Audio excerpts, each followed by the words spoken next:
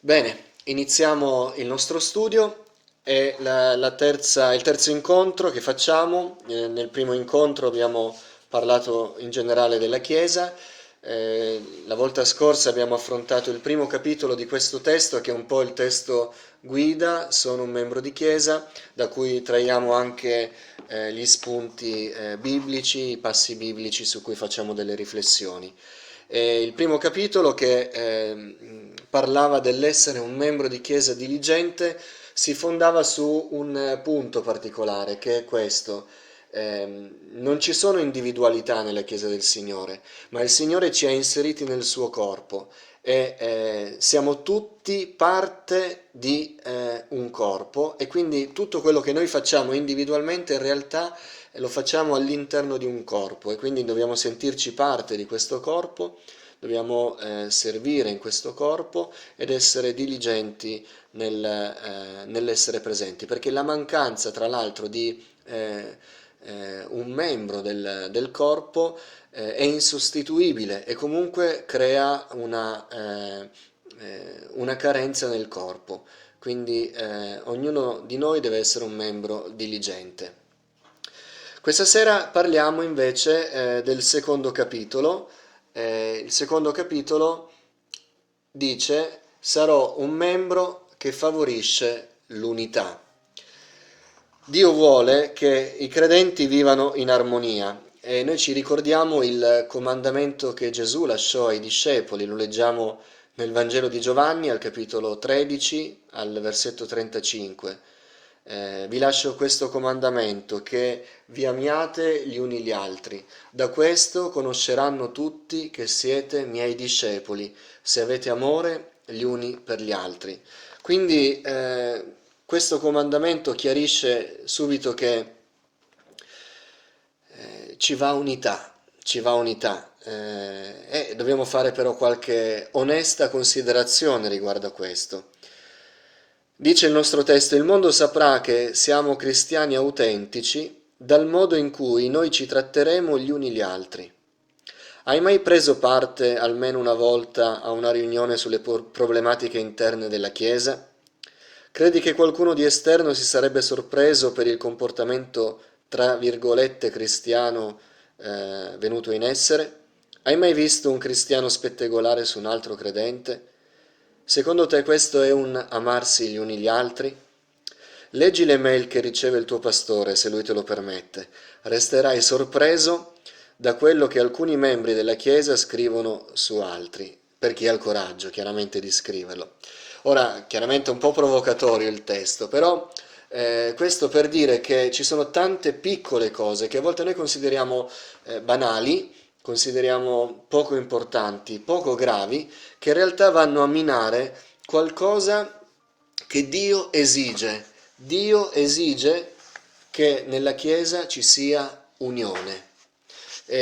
Quindi se ci esprimiamo in questi termini, quindi diciamo che Dio lo esige, stiamo parlando di qualcosa di molto importante, qualcosa che non dobbiamo mai mettere in secondo piano, e che deve essere sempre un nostro pensiero, perché possiamo esprimere l'unità nel modo migliore.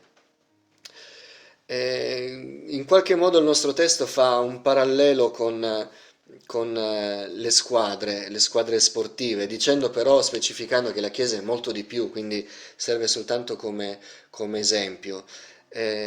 Dice: ci sono delle squadre che hanno dei fuoriclasse, hanno dei talenti che permettono a volte di vincere alcune partite, però dice tante volte, anzi molto spesso, a vincere i campionati sono le squadre che sono più squadre delle altre, sono quelle dove c'è un impegno compatto e armonico di tutti i giocatori, e l'unità diventa a questo punto vitale.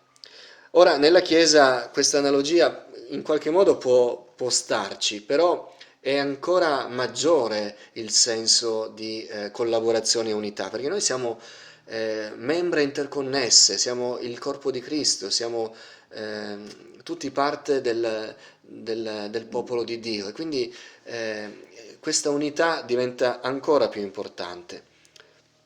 Il testo biblico in Efesini, avete il riferimento sul monitor. Questa grafica serve un po' per sostituire il nostro proiettore e rendere un po' più fruibile l'esposizione. Dice così il testo di Efesini capitolo 4, dal verso 1. Io dunque il prigioniero del Signore vi esorto a comportarvi in modo degno della vocazione che vi è stata rivolta, con ogni umiltà e mansuetudine, con pazienza, sopportandovi gli uni gli altri con amore, sforzandovi di conservare l'unità dello Spirito con il vincolo della pace. Quindi Paolo dice, io vi esorto, quindi non è un consiglio così opzionale, facoltativo.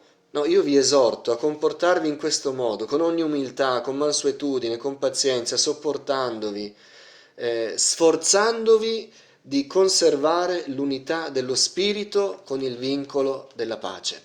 Ecco, Dio esige che ci sia unione, che ci sia unità nella Chiesa. L'unità è vitale per la salute della Chiesa. Se noi vogliamo che la Chiesa locale sia una Chiesa spiritualmente in salute, allora noi dobbiamo ricercare l'unità che richiede l'impegno di tutti, quindi non è io aspetto che ci sia unità, aspetto che gli altri promuovano l'unità, ognuno di noi deve fare la propria parte. Paolo scrive ai Colossesi, come vedete nel riferimento, al capitolo 3, al versetto 14, al di sopra, dopo aver detto rivestitevi di sentimenti di misericordia, benevolenza, mansuetudine, pazienza, sopportandovi, al di sopra di tutte queste cose rivestitevi dell'amore che è il vincolo della perfezione. Quindi noi dobbiamo cercare l'unità con ogni mezzo perché questa sia garantita. Conservare l'unità dello spirito con il vincolo della pace. Noi dobbiamo comprendere che ogni membro ha responsabilità in questo. L'unità è cruciale. Paolo ringrazia i credenti di Efeso perché si erano sforzati di mantenere l'unità nella Chiesa. E ora vedremo in qualche modo come questo è possibile. Ma rimanga nel nostro cuore innanzitutto questo concetto, che l'unità che Dio esige nella Chiesa è vitale per la salute stessa della Chiesa. E come membri di Chiesa, ciascuno di noi ha la responsabilità di generare l'unità. Quindi in qualche modo noi abbiamo parte nell'unità o se non c'è unità nella Chiesa. Vorrei dirvi una cosa, una riflessione. Fratelli, anche il non essere presenti, mi riferisco un po' quindi al capitolo precedente, ora abbiamo le registrazioni su YouTube, qualcuno che ha perso i primi commenti di questo studio può recuperarli. Ma il nostro non essere presenti è già di per sé una divisione. Come possiamo essere uniti quando non ci siamo? Quindi non viviamo la Chiesa, ecco, già non essere parte della Chiesa, essere membro diligente non promuove l'unità.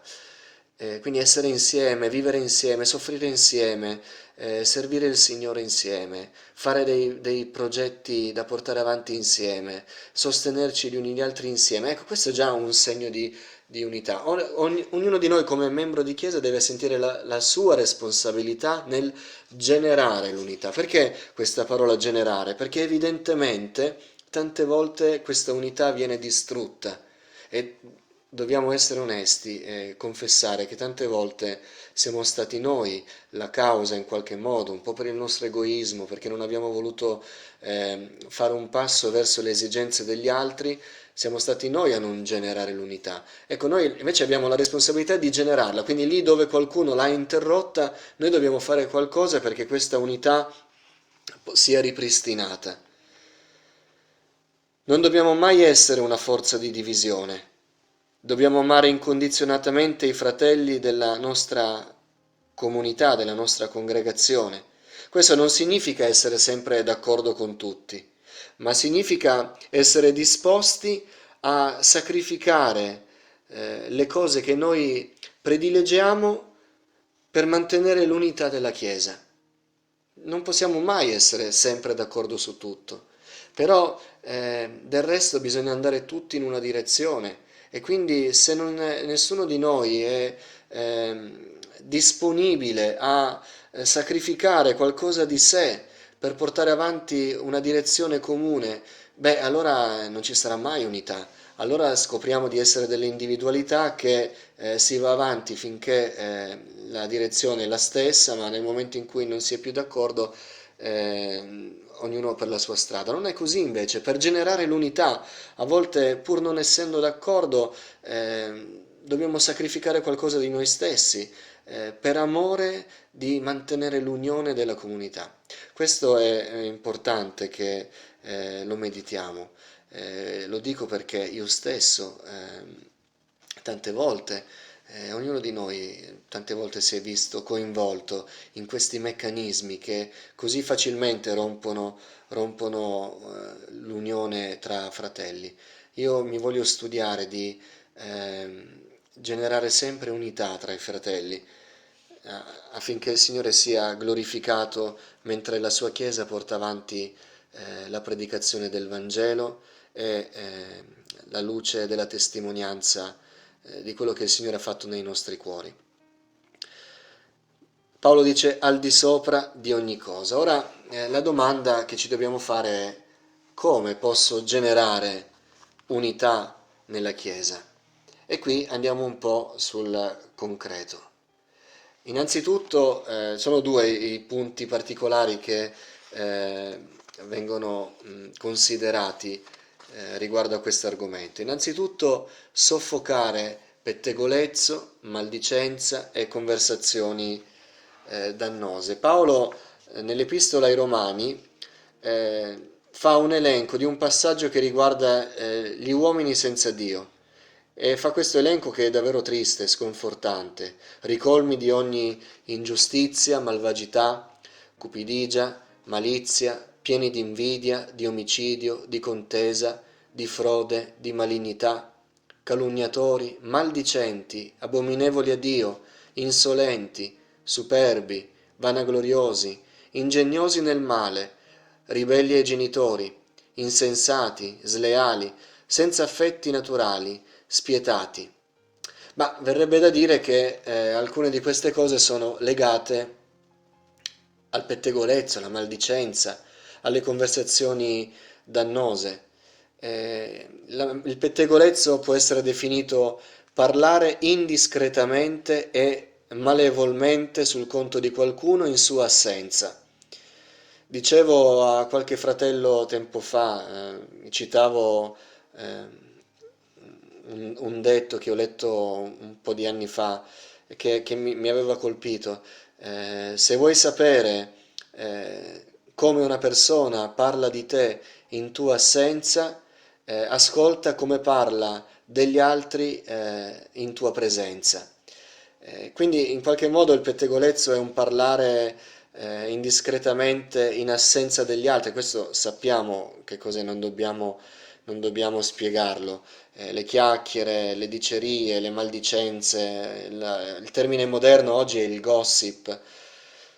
Tutte queste cose, le informazioni infondate riguardanti terze persone, tutte queste cose noi le dobbiamo soffocare se vogliamo favorire l'unità nella Chiesa. Il pettegolezzo è qualcosa di distruttivo nella Chiesa. Poche sono le cose che distruggono l'unità di una comunità cristiana come i pettegolezzi. Una Chiesa unita è una Chiesa forte, una Chiesa potente, ma le mormorazioni e le maldicenze spezzano quest'unità e indeboliscono poi la comunità. Giacomo sappiamo che scrive nella sua epistola quanto sia potente lo strumento della lingua, sia se usata bene, sia se non usata bene. Infatti dice, addirittura dice al verso 6, La lingua è un fuoco e il mondo dell'iniquità, posta com'è tra le nostre membra, contamina tutto il corpo infiammata dalla genna, da fuoco al ciclo della vita. Ora, la lingua non usata bene, chiaramente, poi l'Apostolo continuerà, ma noi vogliamo essere coloro che promuovono la benevolenza, che soffocano la maldicenza. Cito il verso che voi vedete lì, prima Pietro 3, capitolo 10. Ancora,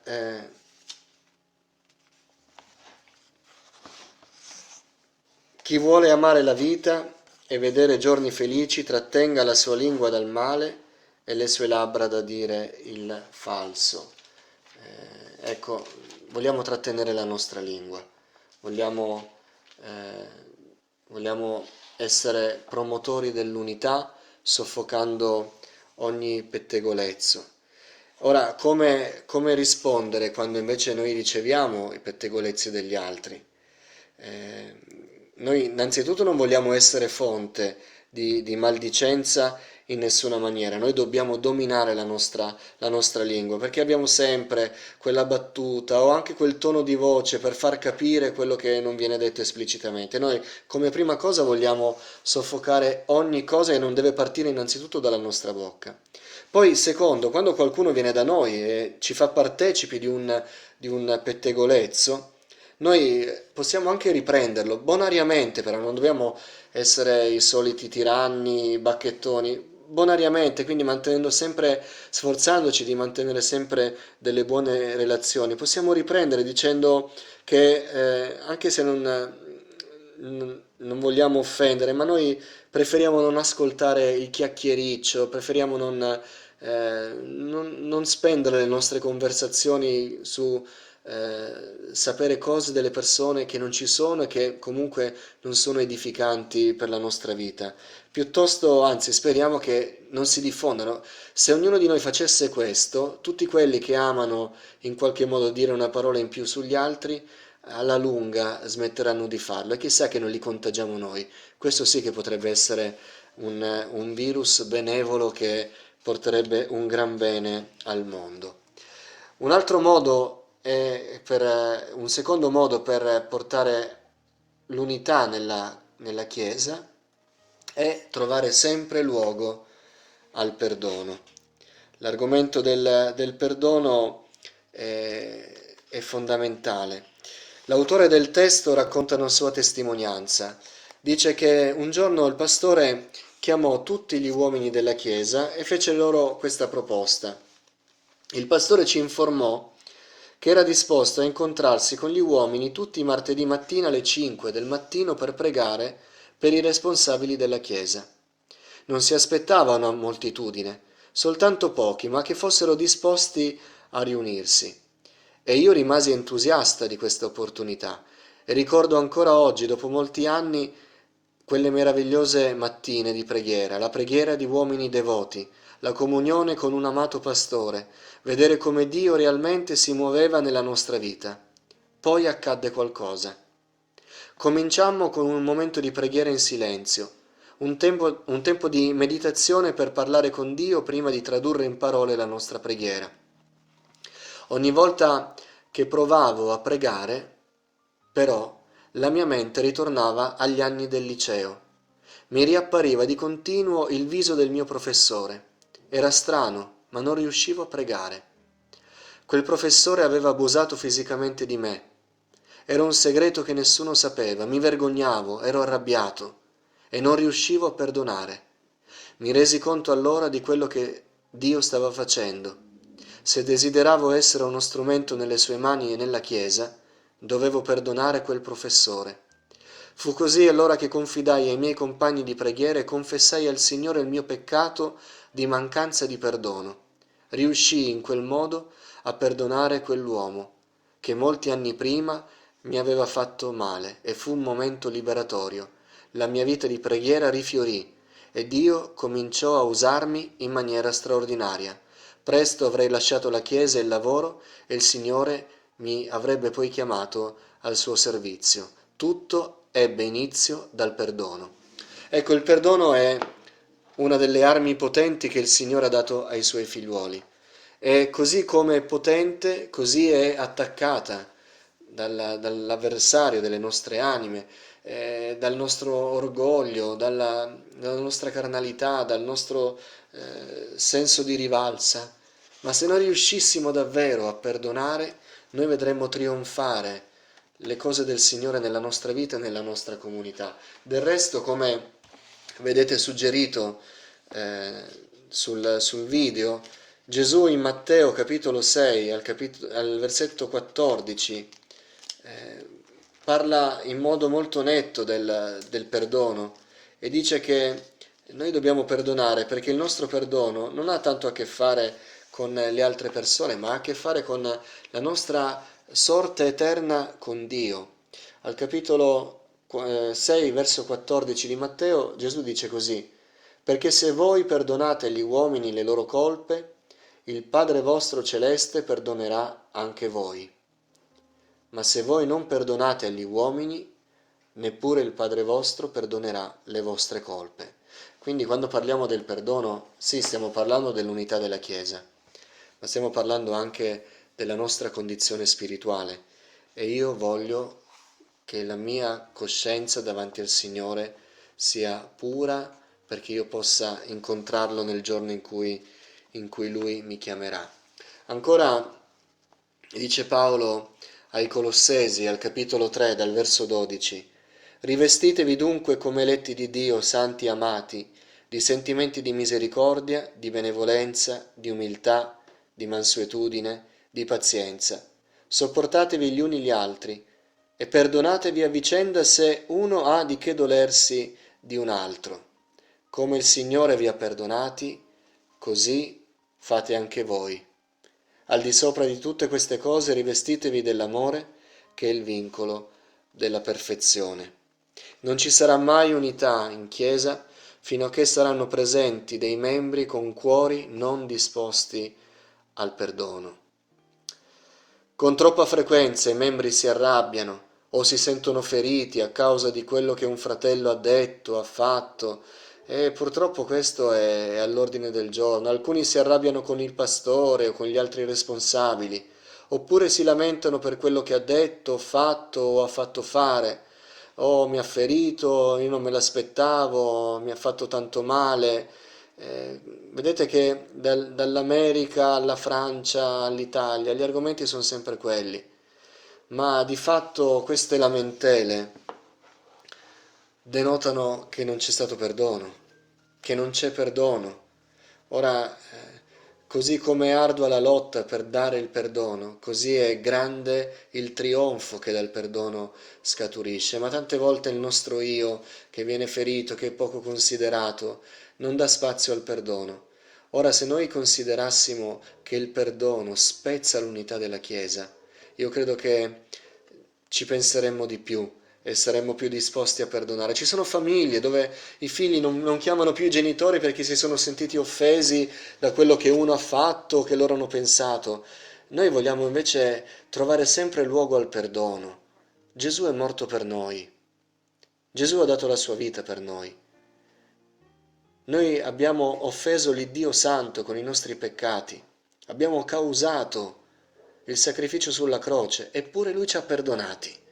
E noi non siamo capaci di amare i nostri fratelli, andare a vedere oltre quel momento che forse ci ha urtato.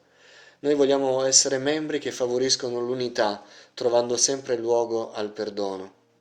Le chiese locali sono formate da membri e pastori lo voglio sottolineare, imperfetti. Tutti commettiamo errori, tutti pecchiamo, tutti siamo ipocriti. Tuttavia l'unità della Chiesa si frammenta, si sbriciola, quando alcuni dei membri rifiutano di perdonare e permettono al proprio orgoglio di vincere. Cristo ci amò tanto da morire sulla croce per perdonarci. Ora, come Egli ci ha perdonati, così dobbiamo fare anche noi. È essenziale per l'unità della Chiesa. Quindi con queste parole concludiamo il, lo studio, il commento di questa sera, dicendo che come membri di Chiesa saremo membri diligenti e saremo membri che favoriscono l'unità, avendo compreso quanto è importante per la forza della Chiesa locale. Noi vogliamo essere persone che soffocano in tutti i modi i pettegolezzi, la maldicenza, non danno spazio a queste cose e che sono disponibili a perdonare, come Cristo ha perdonato noi. Fratelli, l'unità della Chiesa è un aspetto che credo che questa prova di queste settimane sta riportando alla luce. Il fatto di dover sacrificare, di trovarci, abbiamo interrotto i nostri programmi e interrompendo i nostri programmi forse anche certi fuochi che erano così roventi si stanno spegnendo e noi stiamo scoprendo che alla fine, quando ci vengono tolte le nostre iniziative, il nostro orgoglio, quando ci vengono tolte tutte le possibilità di far prevalere le nostre idee, i nostri programmi, la nostra reputazione, beh, noi scopriamo che tutte queste cose alla fine non erano importanti e credo che questa prova di queste settimane contribuirà all'unità della Chiesa, perché sta sciogliendo tutti i nodi. E forse quando qualcuno vede in modo malevolo qualche persona, ora che non la sta vedendo per tanto tempo, nel silenzio sta riflettendo che forse non era il caso di mantenere atteggiamenti di risentimento. Io credo che questa prova farà un gran bene all'unità della Chiesa e noi vogliamo essere membri che favoriscono questa unità. Quindi vogliamo pregare il Signore, vogliamo chiedere a Dio di poter mettere in pratica questa parola e quando ci ritroveremo, come dico sempre, e avremo di nuovo la possibilità di mettere in pratica gli insegnamenti delle scritture che stiamo considerando, noi vorremmo dire io sarò un membro che favorisce l'unità. Fratelli, io ringrazio il Signore perché vi vedo ancora qui, i vostri commenti sono un incoraggiamento. Sicuramente faremo qualcosa anche per essere un po' più interattivi in qualche modo, anche se non possiamo essere a centinaia, ma senza dubbio continuiamo a essere uniti nello spirito e continuiamo a pregare gli uni per gli altri. Rivediamo, risentiamo, riscriviamo in qualche modo, Dio volendo, venerdì prossimo e venerdì prossimo continueremo con gli argomenti di questo studio. Dio ci benedica insieme, pace del Signore.